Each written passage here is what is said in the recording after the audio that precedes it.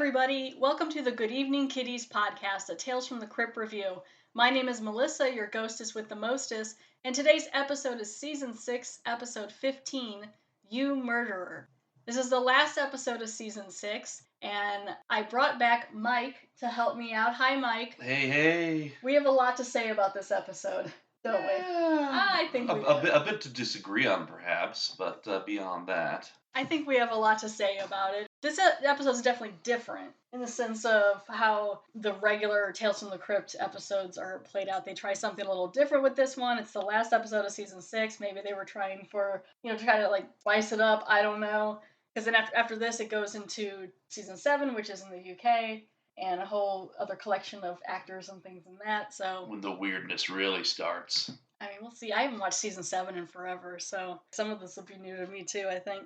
But yeah, so Season 6, Episode 15, You Murderer. This episode tries a lot of different things. Let's get into it. If you hear little skittering all over the place, that's Gus, the podcat. He's running around. He's real excited. He always gets a little more animated when we're recording together. Because he knows we're trying to do something. He was doing that. I was recording one of the other episodes a while back, and literally, it was insane. I was just like, you need to stop. I don't know what. You were completely quiet before I started doing this. And now you're trying to knock everything off the table and meow. So let's get into this episode. As always, John Kassir does the voice of the Crypt Keeper, and Danny Elfman does the theme song. This episode aired January 25th, 1995. It was directed by Robert Zemeckis, who also directed Forrest Gump, which is exactly why they probably put that in the opening, which we'll get to. Robert Zemeckis also directed the episode Yellow. Yes. And All Through the House, the Santa Claus one. So both very strong episodes. Yes, for Tales from the Crypt. The screenplay was by Gilbert Adler and A.L. Katz. This has a pretty great cast of people who are definitely having a good time and doing a good job. Oh yeah, they got some of my favorites. Yeah. This cast stars Humphrey Bogart. Kind of. I mean, at least they give him a credit. They have his cadaverous, still image face everywhere. I'll give him that much. So for those who might not know, that's what this episode is. So that's why it's a little weird. Humphrey Bogart died a while back, right? So they bring him back in the form of a Humphrey Bogart impersonator who is doing his voice, and then they throw in other clips from his movies, and then they kind of superimpose his face, I think, a little bit on it. That's why I'm not entirely clear, how much of the dialogue also. Well, it's all pointed POV from it, this one character, Mr. Spinelli, I think it is. Yes, Lou Spinelli. Lou Spinelli. Okay, so and that's who he looks like Humphrey Bogart, which is another thing because Humphrey Bogart is known in this episode. People know of Humphrey Bogart. Right. He has the face of it due to getting plastic surgery. They reference, which is a whole other reference to a whole other movie, The Big Sleep, I think it is, where he plays the main character who does get plastic surgery as well. It's been ages since I saw that. Yeah, they do a lot of Bogart callbacks and things, especially from Casablanca. They do that one a lot. Yeah, in this episode, which is inevitable. Well, yeah. The thing is, for me, is I'm not a huge. It's not that I'm not a fan necessarily. It's just I haven't seen a lot of his movies, and only recently we watched The African Queen because I hadn't seen a lot of his movies, and that's from 1951. And I knew how that movie was made, and I liked how hard the production was and everything. All those kind of stories of just the things people went through to film these old movies. And it's Humphrey Bogart and Katharine Hepburn. It's really good. If you like older movies, I think it's free on Pluto or Tubi or something right now. Well, even if you think you don't like older movies, just give it a shot. Why don't you? It's really good. But I kind of liked it more for Katharine Hepburn. Their dialogue between the two of them is really good in the movie. But I'm still just not woo, Humphrey Bogart, I mean, I grew up with a lot of his films, To Have and to Have Not. Of course, love Treasure of the Sierra Madre. It's an amazing story about just greed and obsession in general. But this episode is a little weird. I guess you can get into all sorts of different. We'll get into this later, but it just made me feel a little mixed feelings on this episode. So it's supposed to be Humphrey Bogart, and they give him the credit because of the likeness of using the phrases in the pictures of him and things like that.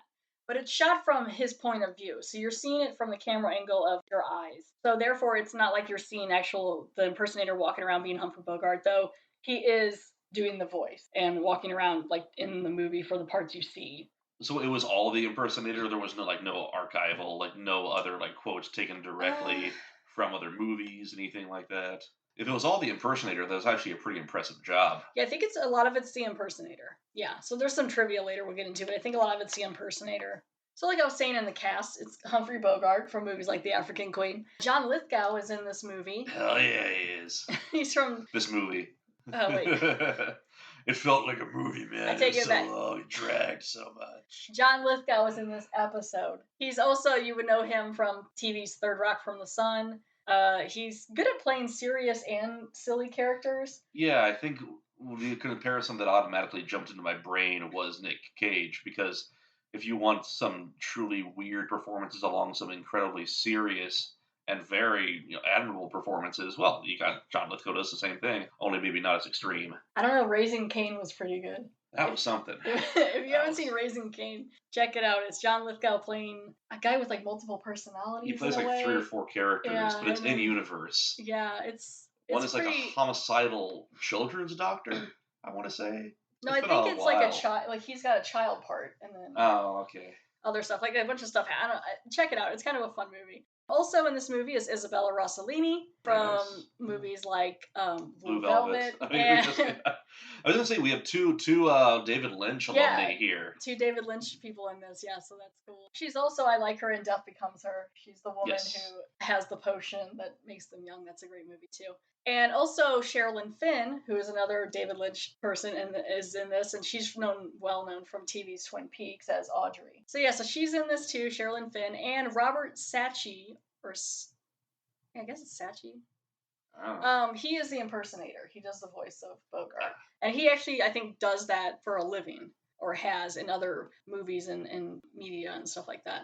And his voice isn't bad. It No, sounds a lot like him. It's just it's not the voice that I have any problems with. I think that it's a great impersonation. the thing we have the problem with is the image of Bogie himself. The way this is shot, this episode is shot all in the point of view of Humphrey Bogart, and there's some really good one-liners and things in the movie. Or Oh yeah. God, why do I want to keep saying movie?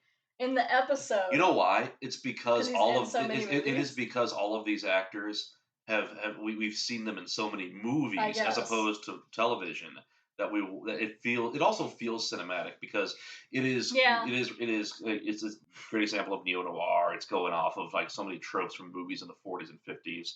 So no, the thing with this episode is the visuals. The guy who does the impersonations, I think, kind of looks like him too, but they use these special effects. It looks like they took like just a still image of Humphrey Bogart. They superimpose it, in the background. This episode was the only episode that used computer graphics imagery. This was to, quote unquote, resurrect the long deceased Humphrey Bogart. They used a lot of his old films and they digitally inserted his face on a stand-in or a dummy. Yes. So the Robert guy, actually, he's just the voice. Robert Saatchi or whatever, he's the voice. And then they just kept imposing him from his old films on there. And in scenes where the main character's face is shown, and they do that a lot in mirrors and other reflective surfaces like a coffee table or the like a reflective flask of alcohol. And it's kind of neat. I like that they do that, but the problem is he looks like a corpse Right.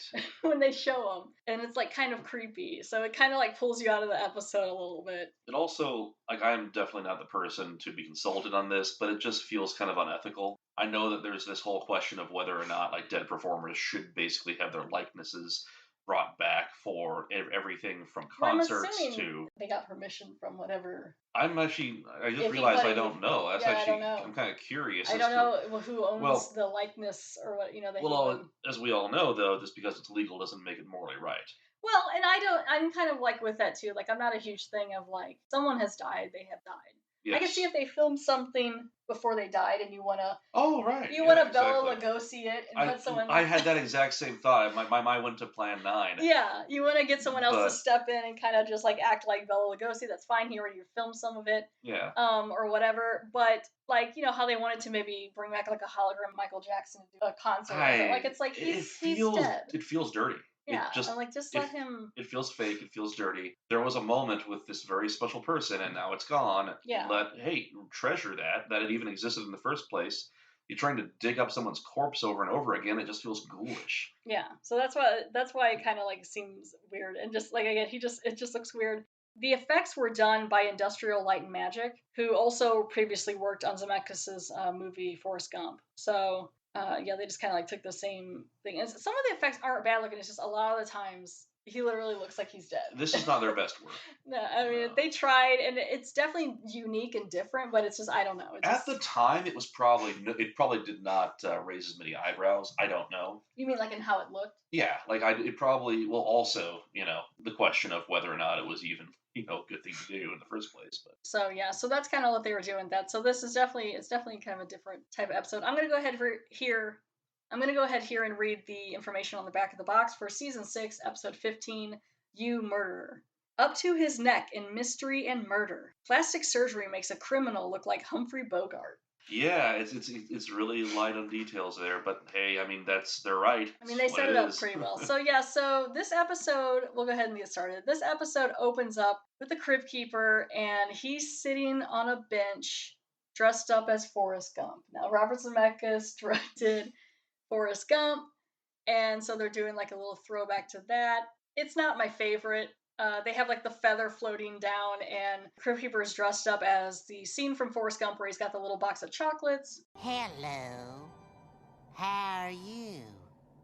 I'm Forrest Gump. Hi. Care for a chocolate?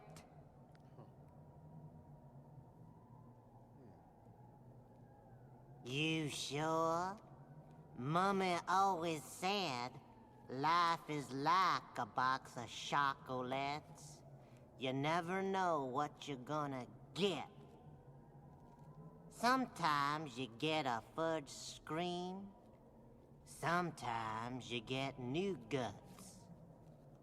Know what else Mummy said?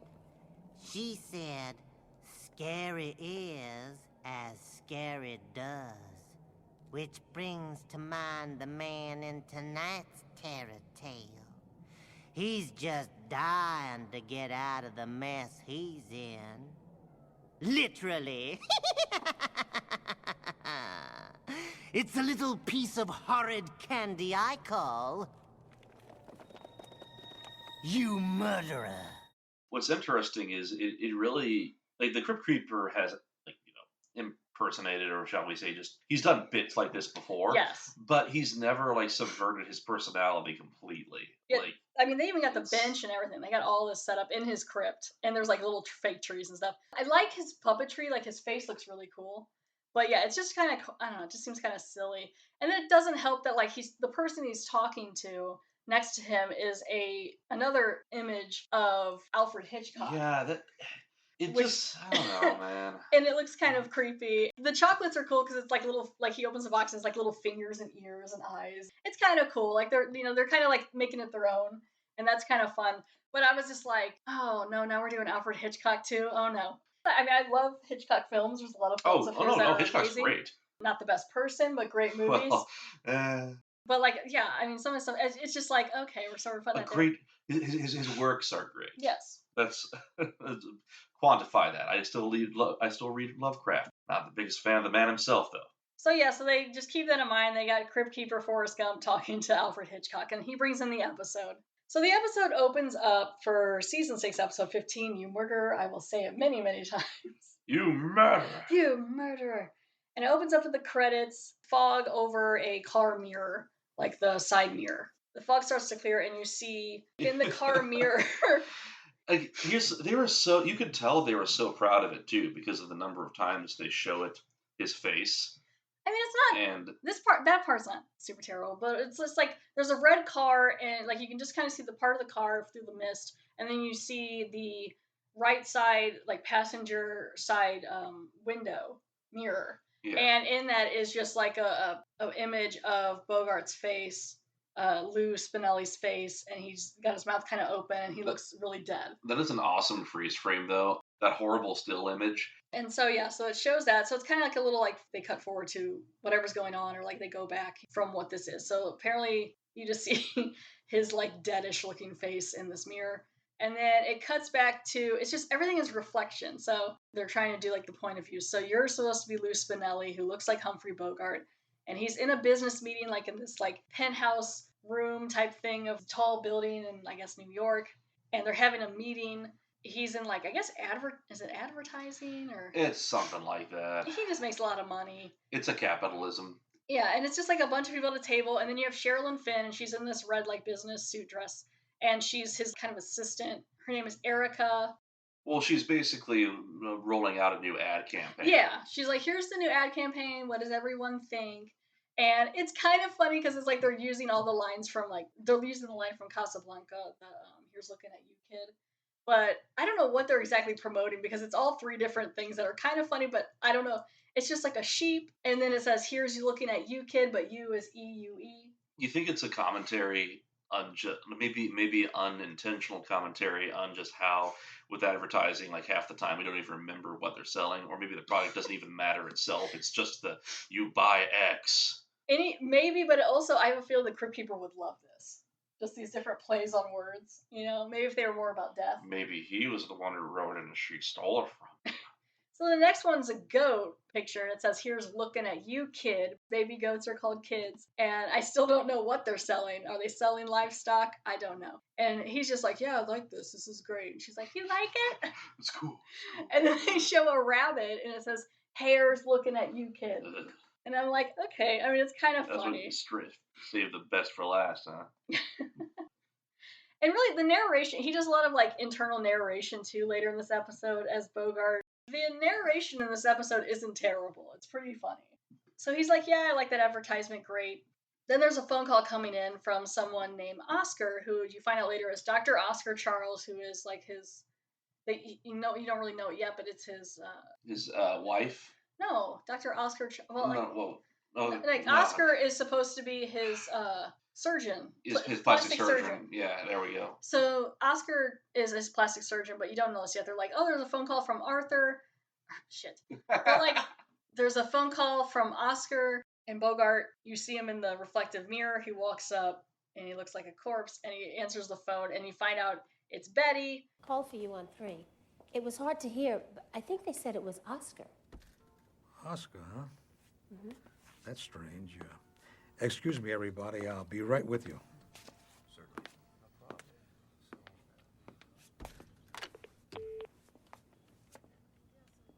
Oscar? No, Lou. It's Betty. Surprised to hear my voice. I'm supposed to be dead, aren't I? Aren't I, Lou? Your pal, Oscar, sent a couple of goons over here to kill me. But I got bad news for you. I hear what you say. It didn't work. You hear me, Lou? Listen. This won't do any good. You'll never understand me, but I'll try once, then give it up. Don't bother, Lou. I'm calling the police. You're going to jail. Do you hear me, Lou? To jail.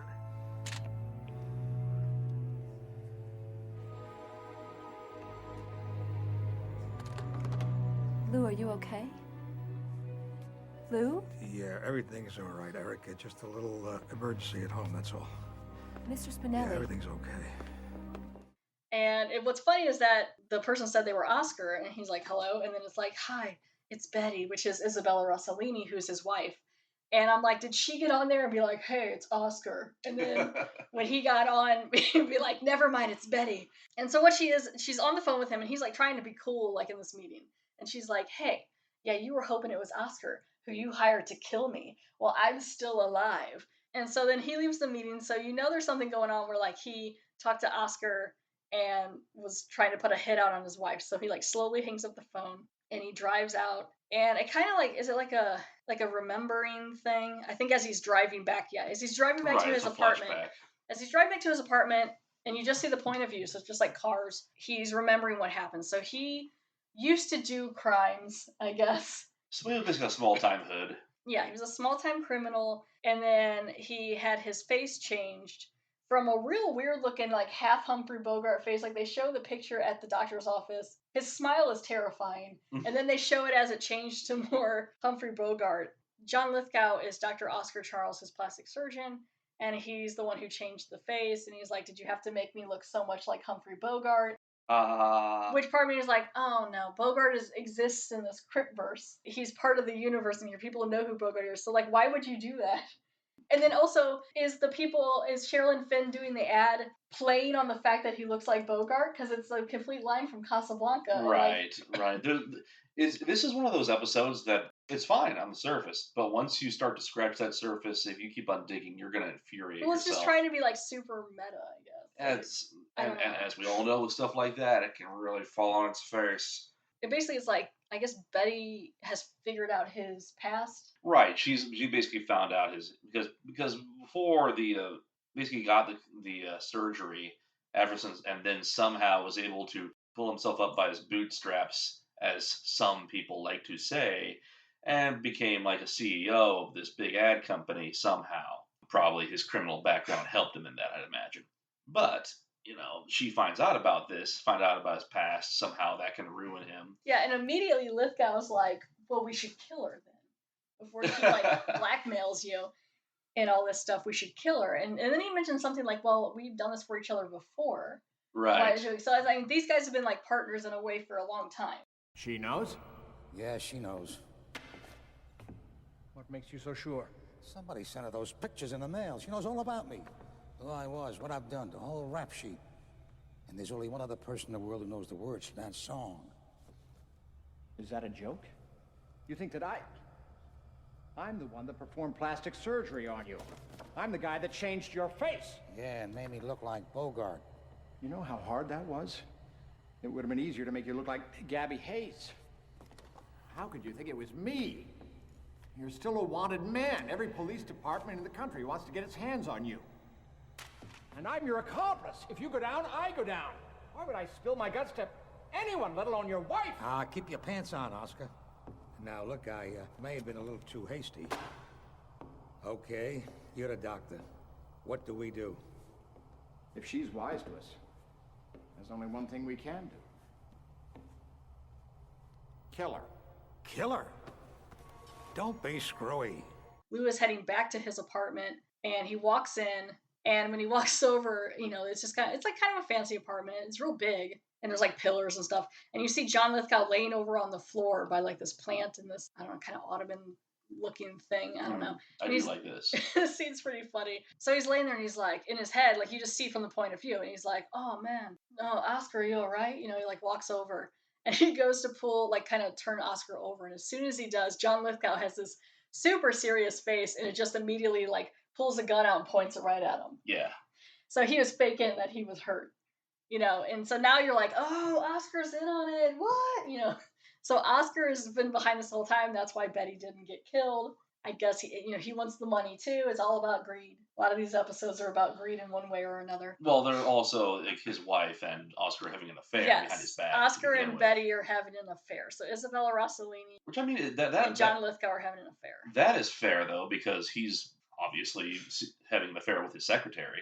Yeah, you kind of you don't pick up on that in the beginning, but it is brought out in a little bit that him and Sherilyn Fenn have been having a bit of a thing. Like everyone's scummy here. Everyone wants to kill each other. I don't think there's really any. Well, I think that's one reason he didn't really pick up on it, because Betty says they've been having an affair for about a year.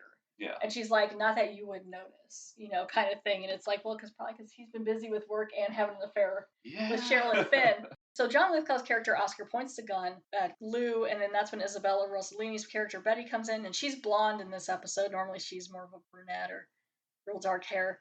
Lou's figuring out, I've been set up, and they're having him sign the suicide note that she wrote for him. Yes.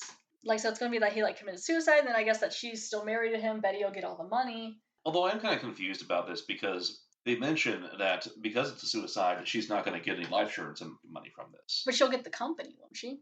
I don't know. Did it even talk about a will? I don't think it mentioned a will. So you could argue that they're wanting to kill him out of self-defense, because after all, he wanted her dead. Yeah, so they also kind of set it up, too, because the way that he seemed, when he took that phone call in the break room, he seemed real flustered because he knew Betty didn't die.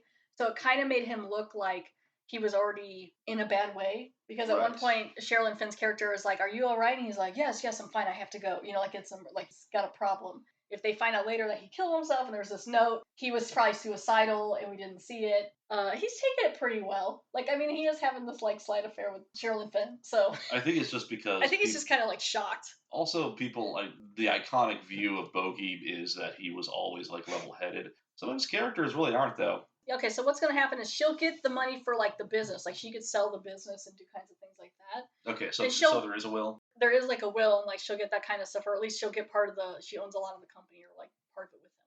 So she can do that, but she will miss out on the life insurance, which she goes, well, that's just $1 million we'll have to do without. So I guess it was like $1 million life $2 million, insurance. Is it $2 million? Yeah. Okay, so it's like a couple $1 million life insurance policy. She'll just have to do without it. She's gonna get a lot more with this company. Right. So I mean, it's like what they mentioned. There's no reason being greedy. Yeah. We get you out of our hair, and we get a bunch of money. We could have gotten more, but hey, at a certain point, like how many more millions do you need if you already have millions? You know. So she goes down. Isabella Rossellini's character Betty goes down to get the car and to like pull the car around. And so John Lithgow hands him this flask, and you can see like his face in the flask, and he looks dead. He already looks like he's dead. It's just like real creepy. Well, he did before. That's the thing. Like the face never changes. It never changes. He looks like this dead corpse, like upright corpse of Humphrey Bogart walking around. They keep on showing it all throughout the episode. And I like some of the angles. I think some are kind of fun. It's just creepy the way he looks. There's this new thing. I don't know if you know about it, where like you can take pictures of people who have died in your life, and you can put this like animation type thing on them, and it makes them blink and like look at you and kind of smile. And some people like it. Oh my and god, it totally weirds me out. And that's kind of what they're doing here. Oh man, like okay, here's a thought. Close your eyes and think of your loved one doing that for you. It'll be far more real to you. Like I don't mean to be mean towards a grieving person, but because it is. Because that's even if that's how the person looked, like the action of it is just like real slow, and I think that would make me feel even more depressed. Yeah, it just looks real creepy. It would make me have like an existential like panic. But that's what this kind of reminds me of, because they kind of have the dead eyes while they're doing it. Right. It's like so that's what they're kind of doing this. So John Lithgow hands him this flask. Is that really a thing? Yes, it is a thing. I can show you. You want me to show you? Oh my god. So it's an AI tool called Deep Nostalgia. Oh god.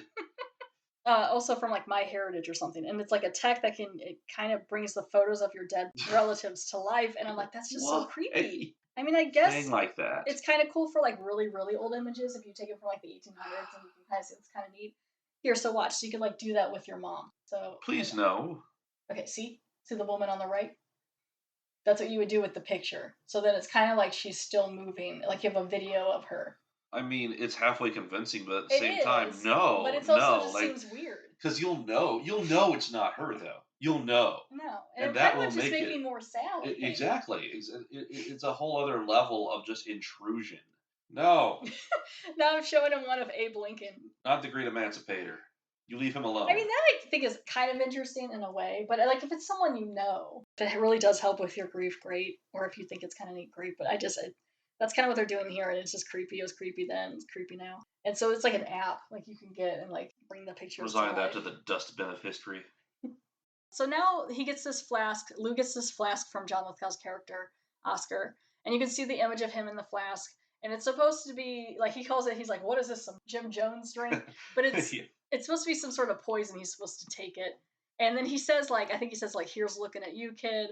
He's gonna shoot him, and then there's a fight. Well, yeah. Well, let's explain more why though, because he looks at the flask and all of a sudden he starts thinking, well, all of their plan, which they have just told me in detail, right, depends upon me committing suicide, yes. or me having looked like I committed suicide. Yeah. I'm not gonna poison myself. Are you kidding me? Yeah. Like he decides he's gonna throw a wrench in their plan. So they start fighting, like hitting each other. And Isabella Rossellini comes in from behind. She's brought the car around. She grabs a Picasso statuette and hits him with it. Hits him over the head like multiple times. And it's like a decapitated naked woman or something. The screen kind of goes white. So it's like you got hit in the head. So like then it gets kind of fun. This is kind of fun because it's like he's dead. It kills him. He can still like hear and feel and everything for some reason. He's just like making all this commentary, and then like at one point he was like, "Is this hell?" What was the line? I believe I loved this thing, and I can't remember it entirely, but it's somewhere along the lines of, "Oh, for a second I thought it was in hell, but I figured that can't be right. This can't be hell. Everything's too stupid." Yeah. So he's like, am I paralyzed? I don't know. Because then you see like Isabella Rossellini and John Lithgow just staring at him and like on the floor. And so they're like, oh, he's dead. Yeah, he's dead. So they're like, what are we going to do? With the whiteness all around me, I felt kind of peaceful.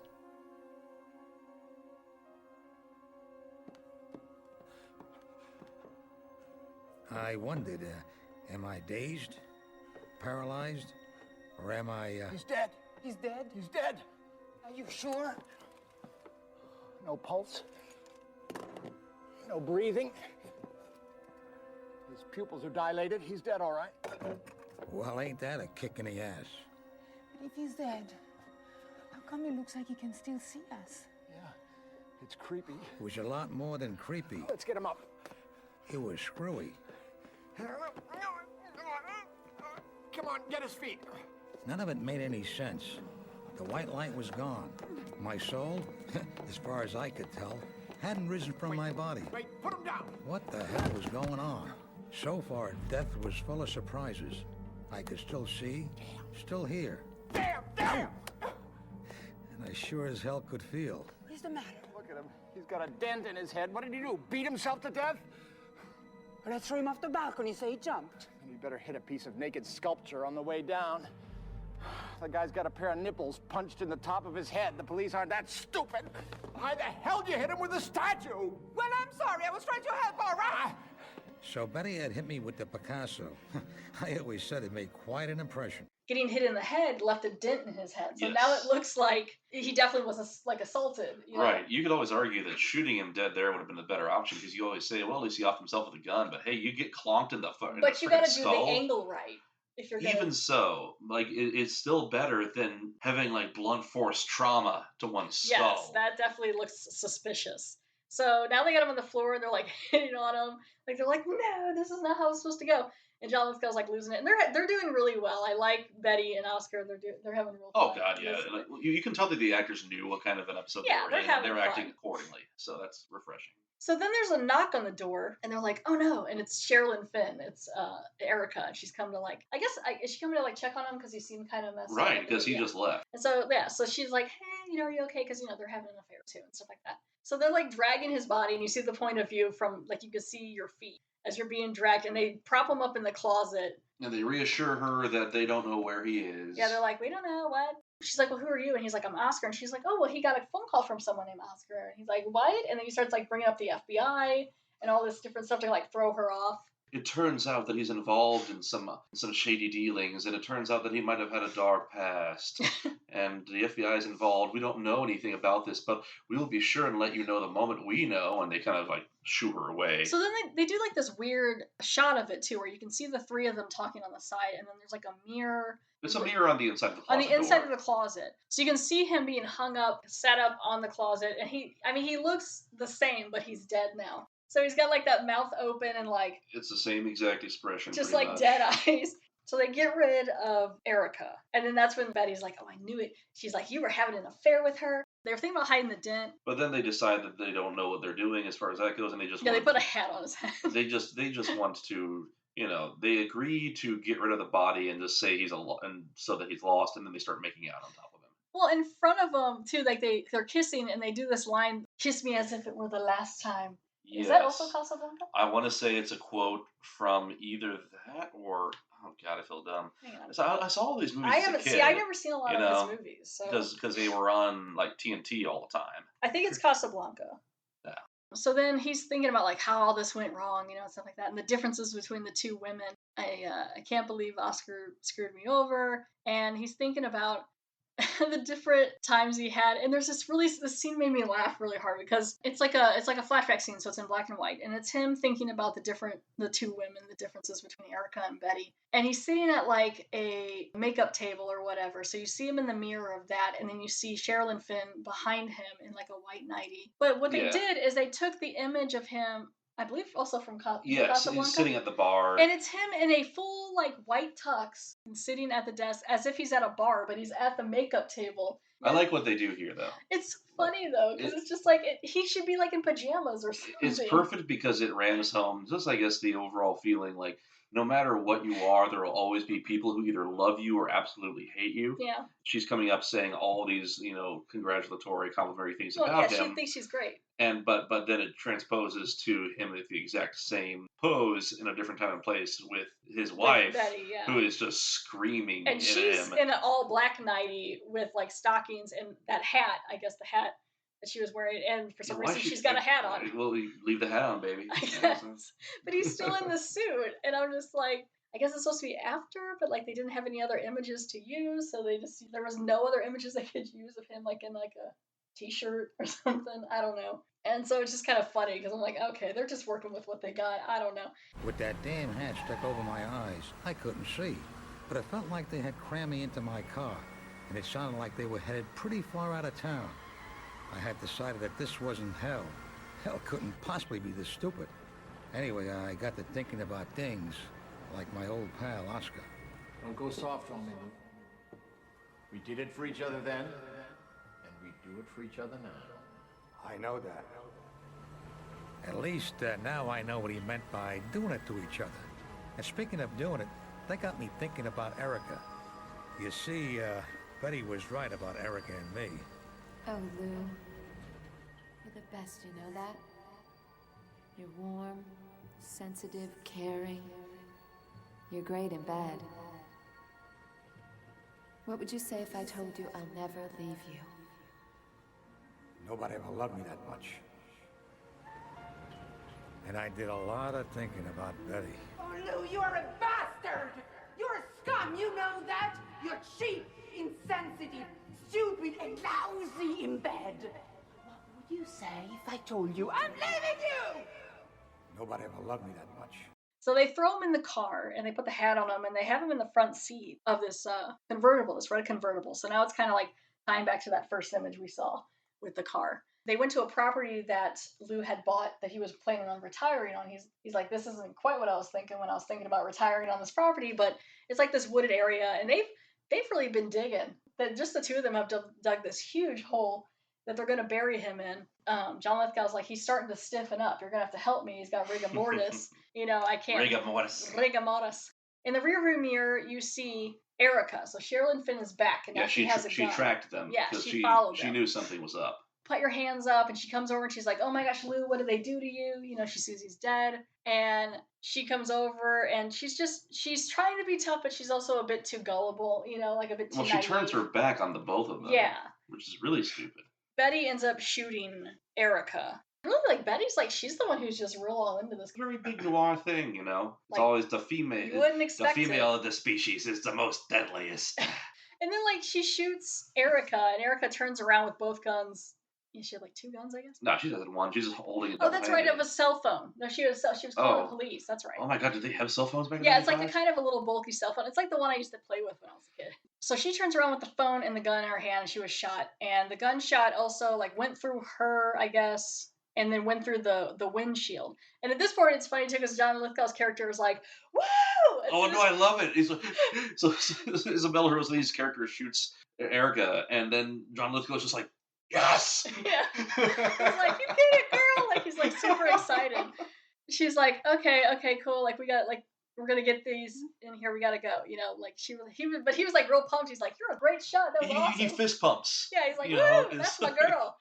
And so, unfortunately, though, like that shot that went through Erica into the windshield also hit Lou, and it hit his spine. So you see from the point of view that it severs his spine, therefore making him fall forward, or like his head falls forward. He hits the parking brake on this car because he falls over, and he ends up, it makes the car move.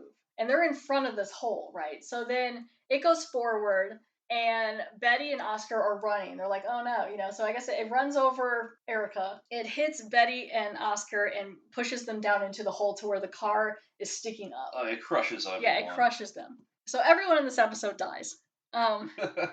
Very Shakespearean, Yeah, and it's very Othello. And I was thinking more Hamlet. Does everyone die in Othello? I think so, yeah. Jesus. All collectively in a bed. But yeah, so then it hits them, and then you have the cops showing up. So I guess she was able to make the call. So the cops show up. It's a cool scene of like seeing the car in this hole, and then you got the bodies of Betty and Oscar like leaning up and like pushed up. Like it's kind of a neat scene. Oh, Like yeah, the it looks lantern, hilarious. the cop cars, and the one cop's like, oh yeah, this guy looks dead. Like they come over and look at Bogart's It's like, yeah, character. you ever see this guy before? He looks familiar, and they're just like looking again, like, nah. So then I little, yes, we know Bogie exists in universe. Yeah, because they were like, doesn't he look like someone? And they're like, I don't know, that looked it to me, you know. They kind of like pull him upright, so luckily they do that because then you can see his face in the image of the passenger side mirror, which is what you see. Well, that's what you see in the beginning. Yeah, I know, but it's just like every minute and a half they have to clock it, they have to show it. Well, like I said, I do like the scene of like just him, like showing the car stuck in the ground with the two of them hanging out of it. It's kind of neat. Yeah. That's the end of the episode, though. They put his body in a body bag. Everyone's dead. It cuts back to the Crypt Keeper. He's still doing the Fierce Gump, and he makes another pun to the vision of Alfred Hitchcock. But this time it was kind of funny, like, because he was like, right, Alfred, or right, Hitchcock, or whatever, and he turns over, and it's just a skeleton now, and then there's a bunch of birds pecking on him because of the birds. I mean, really, this whole episode is just member berries for the Greatest Generation. It was kind of funny. Like, because the one bird's, like, hitting his skull. Crypt Keeper's having fun. Crypt Keeper, you're so punny. And the best Crypt Keeper pun is... You know, I kind of feel sorry for Lou. Surely there's got to be an easier way to get an Oscar. I hope my story didn't scare you too much, Mr. Hitchcock. Actually, I'm a very big fan of yours. If you want, you can tell me a story.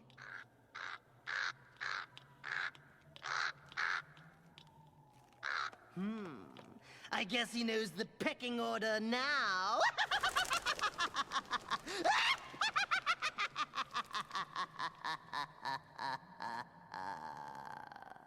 So yeah, that's the end of the episode. There is some IMDb trivia. I already read the one about how they did the effects and everything, but also some other trivia from this is Cheryl and Finn got married the day before the shooting of this episode. Jeez, talk about a work ethic. Hey, so about our honeymoon, Yeah. No, I gotta film something. Yeah. This episode incorporated footage of Humphrey Bogart with new footage of an impersonator. Bogart is actually credited as a guest star in the episode. This may be the first time that a TV series has given a guest star credit to an actor who has been dead for close to 40 years. You heard it, folks. It's this episode's fault. That we have the Deep Nostalgia app. That we have Deep Nostalgia app. That we have people resurrecting Michael Jackson. This episode is ground zero for all that bullshit, man. Isabella Rossellini's monologue of "You'll have to do the thinking for both of us" is a direct spoof of lines famously delivered by her real-life mother, Ingrid Bergman. Yeah, that's kind of fun. That's cool. But yeah, so I mean, that was the episode. It's definitely something different. I mean, they were trying something. It felt a little weird to me, but some of it's kind of fun. Like, I didn't hate it. I liked everything about it except for that one picture they just kept on having to show. I liked the POV. It's always impressive whenever you stick with something like that. You just stick with it. They don't change it up. But it's just like I know it's Humphrey Bogart. You don't need to keep on reminding me about it. Come on, guys. I'm not that dumb. But they already know he exists. Like, why would you even take that face? I feel like you pick a different face. Unless Oscar just did that on purpose for a laugh years ago. It was before he married Betty. I want a version of this without it. Without him having that face? Without just the face at all. Like, without the mirror tricks, without any of that. But still have, like, the Bogie lines. Yeah, have the Bogie lines and have the POV, have all of that. Yeah, it probably wouldn't be as... Because everything else about this episode is pretty killer. Yeah, so that's the end of the episode. That's Season 6, Episode 15, You Murderer. The next episode is Season 7, Episode 1, Fatal Caper. Thank you, Mike, for being on this episode and reviewing it with me. You're welcome, Melissa. It's always a pleasure. Whee! I mean, I'm here, so it's not gonna... But yeah, thank you all so much for downloading and listening to this episode. You can leave a review on Podcast Republic, Facebook, or iTunes, Apple Podcasts. Gus is sleeping behind me, and you can check out... Is he snoring? Yes, he is snoring. So cute. You can check out his little snory face over on Instagram under a sweet cat named Gus. You can also follow the podcast, the Good Evening Kitties podcast, on Facebook and on Twitter. I tend to be on Twitter a bit more. Okay, so I do have a 5-star review that I'd like to read that's from Good Pods that was left to me by Kelly Madden. I want to say thank you to Kelly Madden. She is also part of the Drunk Theory podcast, so check out that podcast. But she left a 5-star review here, and it says, well, she was listening to my season 6, episode 10 in the Groove episode, that kind of like sexy radio one. But she said, 5 stars, filthy and fun, love Tales from the Crypt, and love this podcast. Great episode. Oh, thank you. So yeah, thank you, nice. Kelly. Yeah. That was great. I appreciate that. That's awesome. Why am I saying thank you? Thank you. I'm glad you liked the episode. Yeah, that's awesome. So thank you so much for that review. Thanks for listening. I hope you like this one. It's the end of season 6. Yeah. Only one more season left to go. Yeah, and it just keeps on getting weirder. Yeah, how much weirder is this next one? All right, cool. So yeah, thank you so much. Mike, say bye. Yeah, goodbye everyone, and be good to each other, and be safe. Bye.